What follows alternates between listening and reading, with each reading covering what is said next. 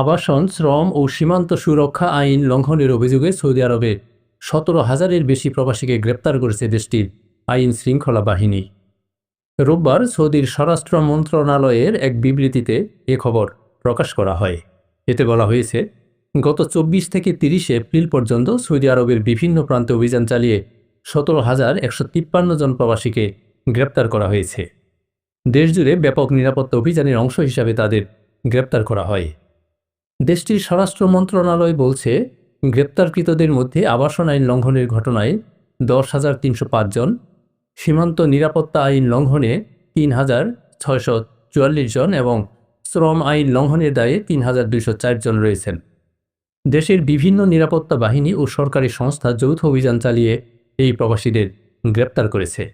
বিবৃতিতে বলা হয়েছে, অবৈধভাবে সীমান্ত পেরিয়ে সৌদি আরবে প্রবেশের চেষ্টার সময় গ্রেপ্তার হয়েছেন 1,109 জন। তাদের মধ্যে ইথিওপিয়ান 62%, ইয়েমেনি 35% এবং অন্যান্য দেশের 3% নাগরিক রয়েছেন। মরু অঞ্চলের দেশ সৌদি আরবে বর্তমানে প্রায় 3,48 লাখ মানুষের বসবাস। বিশ্বের বিভিন্ন দেশের লাখ লাখ অভিবাসী শ্রমিক সৌদিতে কর্মরত রয়েছেন। সৌদি আরবের স্থানীয় গণমাধ্যম নিয়মিতভাবে দেশটির আইন লঙ্ঘনকারীদের বিরুদ্ধে নিরবচ্ছিন্ন ধরপাকড় অভিযান ও অবৈধ প্রবাসীদের আটকের খবর প্রকাশ করছে।